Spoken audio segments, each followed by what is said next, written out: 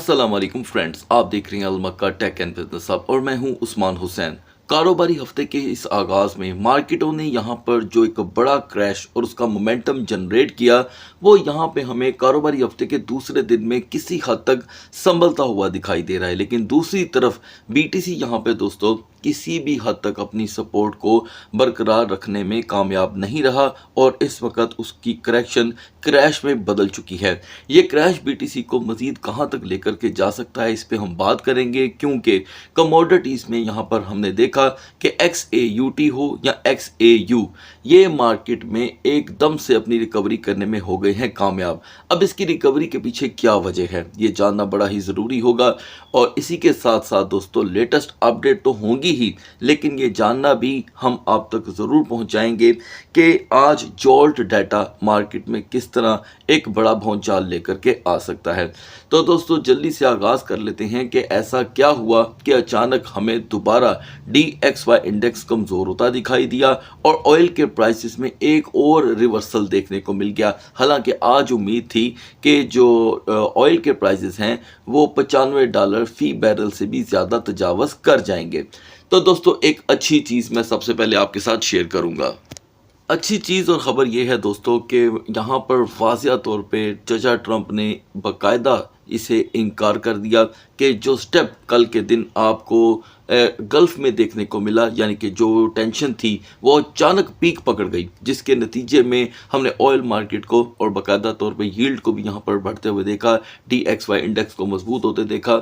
उसका नतीजा ये निकला कि मार्केटों को कंट्रोल किया गया और ट्रंप ने एक मरतबा फिर से सीज़ फायर को पूरी तरह सेफ करार दे दिया। उनका कहना था कि जहाँ पर हम यहाँ जो कि है पीस टॉक कर रहे हैं और इवन के रेसिप्रोकल जो पहले टैक्स हुआ करते थे, अब आपको रेसिप्रोकल बाकायदा तौर पे पीस टॉक के बारे में भी बात सुनने को बड़ी जल्द मिलने वाली है। इसका मतलब ये होगा कि वक्ती तौर के लिए जो पीस टॉक की बातें हो रही हैं वो ख़त्म नहीं हुई, इसके ऊपर वर्क हो रहा है और बाकायदा तौर पे उन्होंने नाराज़गी का इजहार किया अपने अलाइज को फ़ोन करके और उन्होंने मना किया कि ड्यूरिंग द पीस टॉक आपको ऐसी कोई जो कि है सख्त जो कि है डिसीजन साजी यानी कि फ़ैसला साजी करने की कोई ज़रूरत नहीं है। ये वो दोस्तों फ़ोन कॉल थी जिसके बाद आपको अचानक फिर से अमन दिखाई दिया, बाकायदा तौर पे मना कर दिया गया कि आप ऐसा कोई स्टेप ना लें अगर हम एक नतीजे पे पहुंच रहे हैं। देखा जाए दोस्तों तो हमें यहाँ पर चचा ट्रंप के स्टेप को सराहना चाहिए, इसकी तारीफ़ करनी चाहिए, क्योंकि उन्होंने बहुत ही अच्छा यहाँ पर ये स्टेप लिया और लोगों को डिसअपॉइंटमेंट के दलदल में जाने से बचा लिया। आपको तो पता ही है कि डिसअपॉइंटमेंट फैलने में 1 सेकंड लगता है और उसे ख़त्म होने में उसी के बदले में महीनों लग जाते हैं। लिहाजा इसके बाद एक सुकून मार्केट में आया, जिसके नतीजे में कमोडिटीज़ ने फिर से अपना सर उठाया। अब हो ये रहा है कि जैसे ही बात पीस टॉक की तरफ सिर्फ बातों की हद तक ही जाती है, तो हम देखते हैं कि DXY इंडेक्स यहाँ पे अपना आप छोड़ने लग जाता है। इसी दरमियान दोस्तों कुछ ट्रक्स वगैरह मतलब जो कुछ शिप्स वगैरह जो थे वो यहाँ पर हमें स्ट्रक दिखाई दे रहे थे, उन्हें यहाँ से निकलने की फ़िलहाल इजाज़त तो मिल गई है, लेकिन इस बात की अब कोई फ़िलहाल गारंटी देखने को नहीं मिल रही कि क्या वो दोबारा यहाँ से गुज़र पाएंगे, क्योंकि ये तो वो जहाज़ थे जो काफ़ी अरसे से वहाँ पर स्टे किए हुए थे। उनको अब एग्ज़िट मिला है तो इंतज़ार करना होगा अब इस पीस टॉक के फाइनल होने का। चचा ट्रंप की एक बड़ी स्टेटमेंट ये भी थी आज की दोस्तों कि इसी हफ्ते के अंदर अंदर हम हर सूरत इस डील को फाइनल कर देंगे। तो गाइज़ ये तो बड़ी इंटरेस्टिंग बातें हैं और मार्केट ने एक मरतबा फिर से एक नया मोड़ पकड़ा है। अब इस इंटरेस्टिंग मोड के साथ साथ दो चीज़ें अब मैं आपको हाईलाइट करने लगा हूँ। चाहूँगा कि हमारी ऑडियंस इंशाल्लाह ताला इसके ऊपर पूरी तरह वर्क करे और एक्टिव रहे। देखें गाइस, ये फ़ायदा होता है कि ख़बर की तहकीकात कंप्लीट करने के बाद उसके असबाब भी मिलते हैं और ज़राए भी। अब आप WTI क्रूड को वाज़िया तौर पे देखें और ब्रेंट को भी देखें, ठीक है जी। WTI कल $95 जो है फ़ी बैरल क्रॉस कर चुका था, हम 90.68 पे आ गए हैं, माइनस में आपको साइन देखने को मिल रहा है, यानी कि 1.48। ब्रेंट भी 1.36 फॉल कर गया है। ये वजह क्या बनी है? वजह ये बनी है कि चचा ने यहाँ पर बर वक्त जो कि है स्टेप लिया और ये कहा गया कि जो कल के दिन हुआ मैं उसकी मजम्मत करता हूं और पी स्टॉक के दरमियान ऐसा कुछ नहीं होना चाहिए। तो दोस्तों इस वक्त ऑयल्स जो हैं वो फॉल कर रहे हैं। अब आ जाते हैं आज के डाटा की तरफ। तो दोस्तों आज जोल्ट का बहुत ही अहम डाटा है जिसकी अपडेट मैंने इतवार वाले दिन दी थी। आई डोंट नो कि आपने वो वीडियो पूरी देखी या नहीं देखी। कारोबारी हफ्ते का ये दूसरा दिन, ठीक है जी, और जून के महीना ज़बरदस्त डेटा इसका इंतज़ार कर रहा है। मार्केट में कुछ फोरकास्ट मौजूद हैं।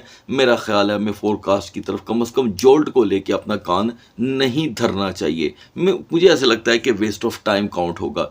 तो हमें तो दोस्तों यहाँ पे वेस्ट ऑफ टाइम से बचना है। तो आज 5 से 5:30 बजे के दरमियान ये डाटा मार्केट में आना है जिससे अगले रास्ते हमवार होंगे।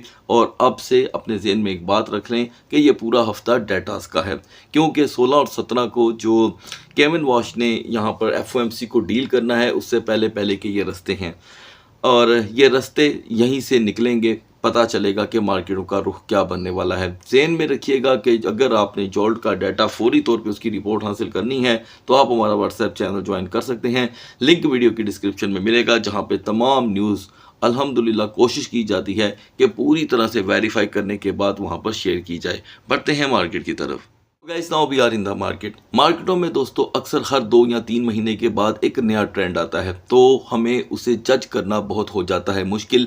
लेकिन हम और हमारी टीम अलमक्का टेक आपके लिए कर देती है आसानी। वो ये कि हम बता सकते हैं यहाँ पर कि ये ट्रेंड जा किधर रहा है। तो दोस्तों ये ट्रेंड वाज़िया तौर पर डोमिनेंस को फॉल कर रहा है।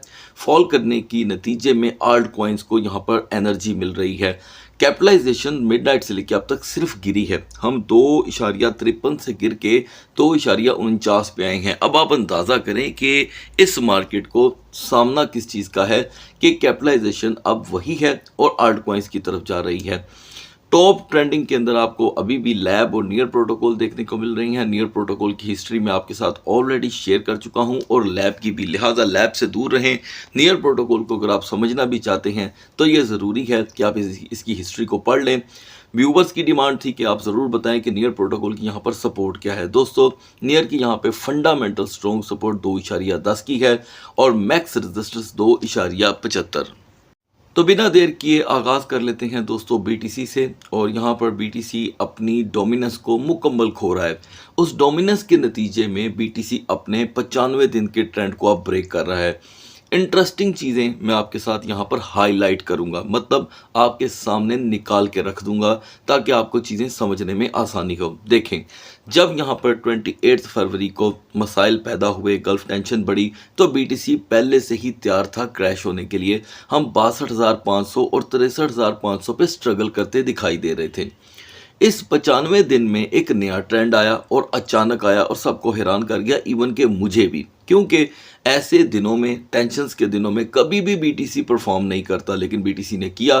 63,500 से लेके 83-84 तक का आपने हाई देखा और अब बीटीसी बहुत ही किस्तों किस्तों में फॉल कर रहा है। लेकिन नोट तो ये करना है कि फॉल तो कर रहा है। अक्सर होता यह है कि आपने वो बात सुनी होगी कि जोर का झटका धीरे से लगे, यानी कि बीटीसी 84,000 से फॉल कर रहा है, 69,900 तक आ गया है। लेकिन किस्तों किस्तों में हो या एक ही दिन में हो, बात तो वही है। लेकिन हाँ, इसमें भी कोई डाउट नहीं है कि व्यूवर्स को ज़रा यहाँ पर सफलता मिल जाती है कि जी चलो हमें साथ साथ पता तो चल गया कि इसने अपना ट्रेंड क्या बनाया। ट्रेंड फिलहाल दोस्तों बेरिश का ही है। इसने अपनी सबसे स्ट्रॉन्ग सपोर्ट तोड़ डाली 75,000 की। अब इसने 70,500 को ब्रेक कर दिया हुआ है और उसे रिकवर करने के लिए इसके पास अभी 48 घंटे हैं, क्योंकि इस दरमियान 2 बड़े डाटा आने हैं। फिलहाल आज की बात करेंगे जोल्ट की। इस करेक्शन को आप बाजुकात प्री इम्पैक्ट भी समझ सकते हैं, यानी कि एक मैंने हमेशा ऑडियंस को अपडेट किया है कि ये जो डाटाज आने होते हैं उससे पहले मार्केटें अक्सर पहले से ही डाउन कर जाती हैं, या ट्रेडर्स जिनके अंदर पैनिक पहले से ही पड़ा होता है या जन्म ले रहा होता है, वो कहते हैं कि जब डाटा आ जाएगा तब हम मार्केट में इन होंगे।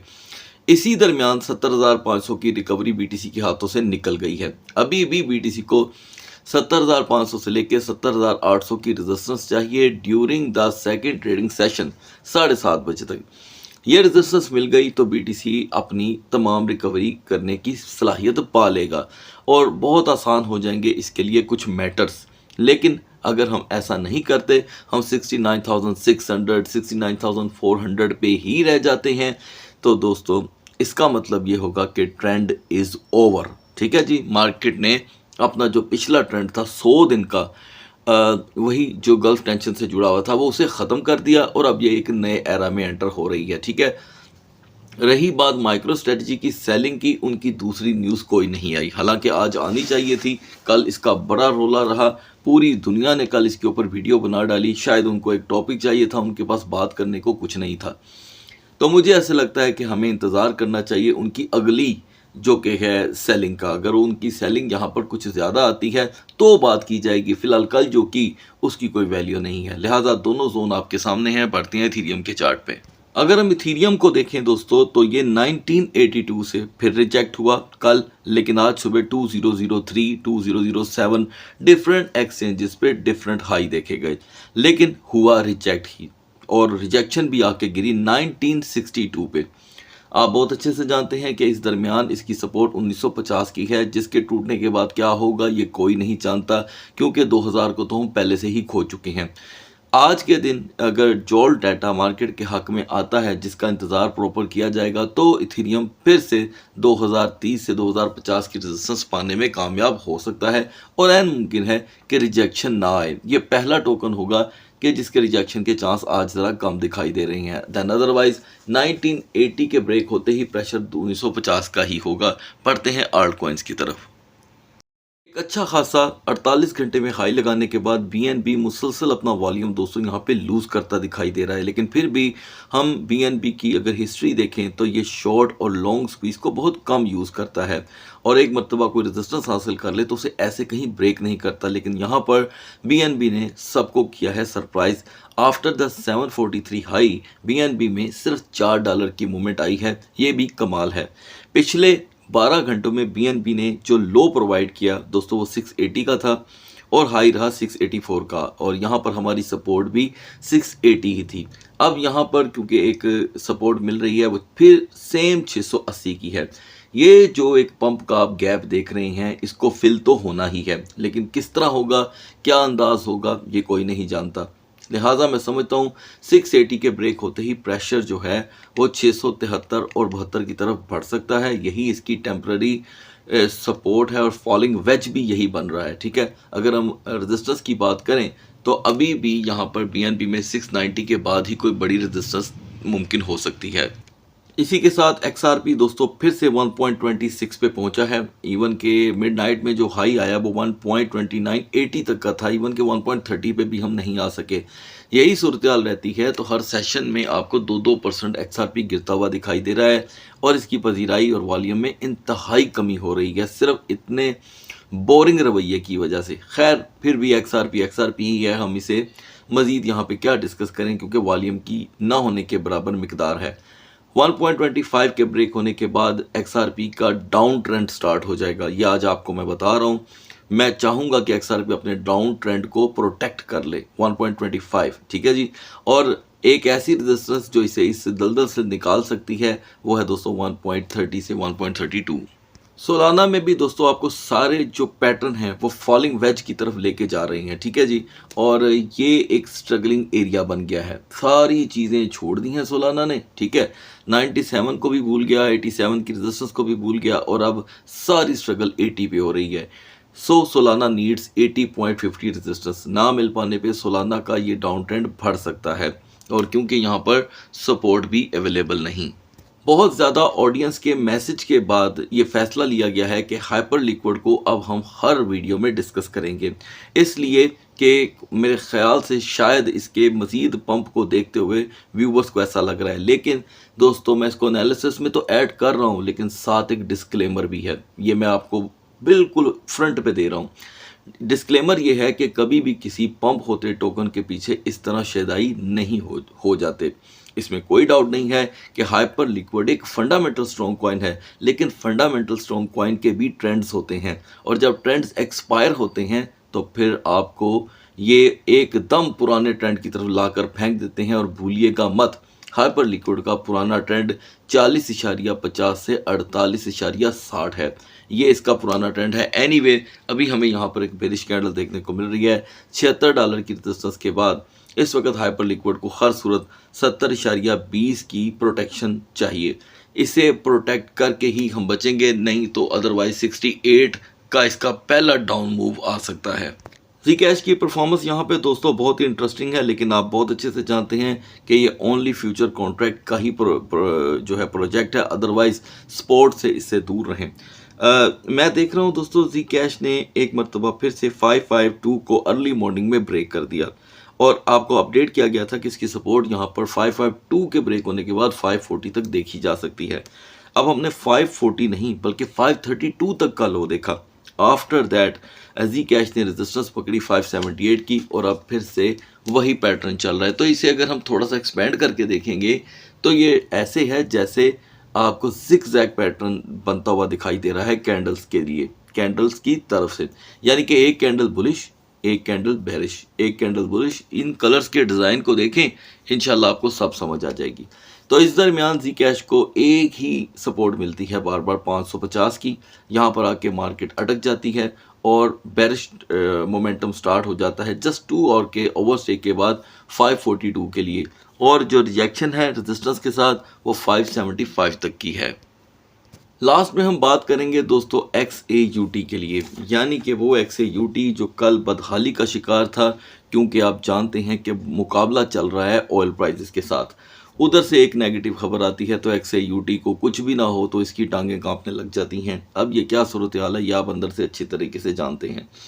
एनीवे XAUT की अब तक की जो परफॉर्मेंस है वो सेम है, उसमें कुछ चेंजिंग नहीं हो पा रही।